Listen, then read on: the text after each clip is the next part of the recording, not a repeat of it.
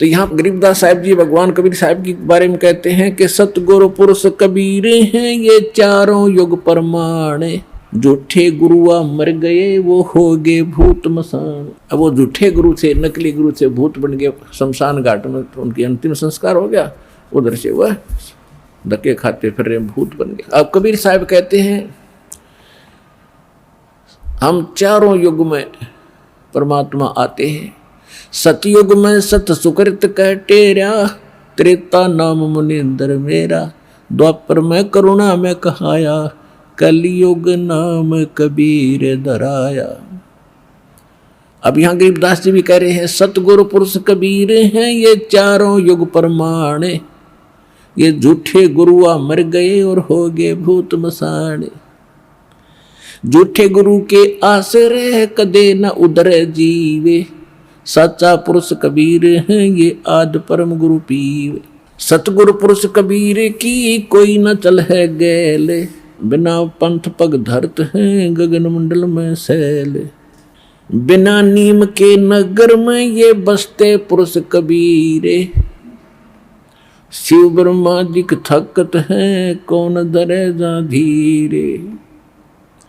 लख लख योजन उड़त है ये सुर नर मुनिजन संत, ऊंचा धाम कबीर का कोई न पावे अंत। अब क्या बताते हैं कि साधु संत ऋषि महर्षि देवता समाधिस्थ होकर के लाखों लाखों ऊपर कोष तक योजन तक समाधि में चले जाते हैं, लेकिन वापस थक कर बैठ जाते हैं। जो साधना ये करते हैं ये वहां नहीं जाया जा सकता। तो यहाँ कहते हैं लख लख योजन उड़त हैं ये सुर नर मुनिजन संत, ऊंचा धाम कबीर का कोई न पावे अंत। सतनाम के जाप से बाजे अनहद नाद, तोबा परमेश्वर कबीर की ये छूटे सभी उपाद। अब क्या बताते हैं गरीबदास साहिब जी कि जो सतनाम है परमात्मा का, उससे वो अनहद नाद जो वास्तविक है वो प्रकट होगा।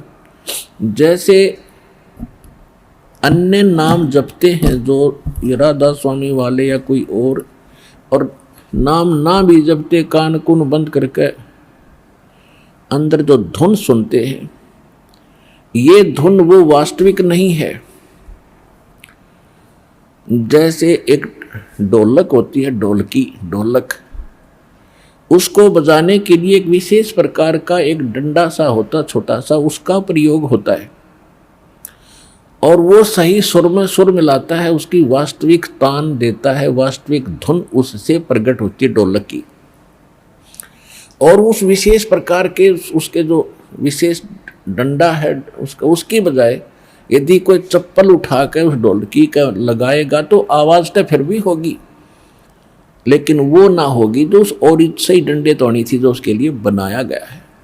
इसी प्रकार जो ये भ्रमित हैं, कान बंद करके धुन सुन ले, ये तक ढोलक का चप्पल मार रहे हैं, उनके नाम गलत है।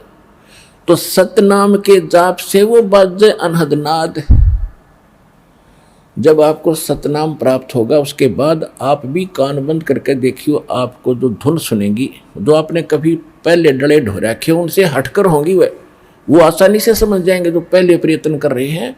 और फिर जब ये शुरू होंगी वो यहाँ से फिर निर्णय होगा। लेकिन इनको सुनो या ना सुनो, आप अपने बैंक में आपको मालूम है 20,000 रुपये उस दिन जमा कराए, 10,000 उस दिन कराए, 5,000 उस दिन कराए, या डेली आप दिहाड़ी कर रहे हो, आपकी हाजिरी लग रही है, आपकी कमाई होने लगे, उनको रोज देख लो चाहे ना देख लो, वो तो डिपॉजिट हो ही रहा है, वो तो आपका है ही। और ये जो बगैर नाम दिए ही, कोई नाम भी नहीं देते, वैसे धुन सुनते हैं, तो ये उनके पहले पिछले जन्मों की कोई वो रखा है पुण्य, उससे भी वो होती तो वो इस काल वाली ही धुन है, वो भी सुनती है। जैसे किसी ने एक बैंक में डिपॉजिट करा रखा है, आगे कराता नहीं, तो उसने कभी देख लिया अपने बैंक के अकाउंट में उतना ही पाओगा, बल्कि खर्च हो रहा होगा, उससे निकाल भी रहे हो आप।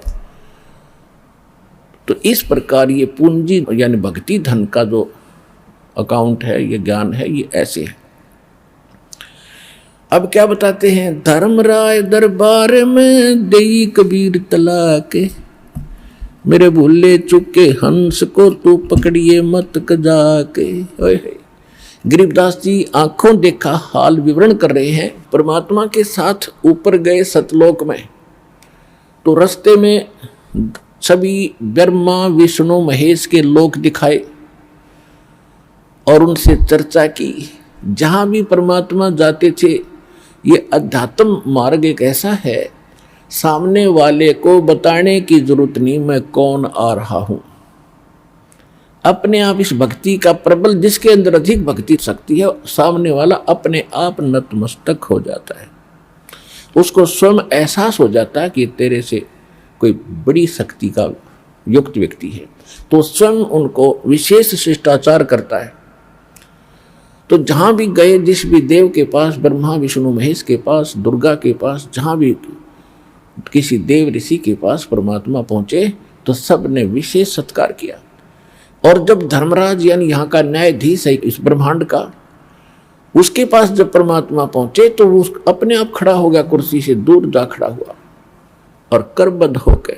नहीं, धर्मराज यानी एक न्यायाधीश, चीफ जस्टिस, किसी के सामने वो खड़ा नहीं होता, ना ब्रह्मा, ना विष्णु, ना शिव के सामने, क्योंकि उन सब का न्याय वही करता है। वो अलग खड़ा हो गया, चेयर छोड़कर, अपना आसन छोड़ करके, और परमात्मा कबीर साहब उसको धमका रहे हैं, जैसे छोटे अधिकारी को बड़ा अधिकारी अपने हिसाब से आदेश देता है, जैसे एक एसपी और एसएचओ को आदेश सुनाता है और वो सावधान होकर शिष्टाचार से यस करके सुनता है। इस स्थिति जब धर्मराज की देखी, गरीबदास साहिब जी ने भगवान को डांट लगा रहे हैं। क्या कहते हैं, धर्मराज दरबारे में देई कबीर तला के, मेरे भूले चुके हंस को तू पकड़िए मत कजाक। कजाक जैसे अंग्रेजी में कहते हैं ब्लडी मैन, ये समझ लेना, इस तरह बोले।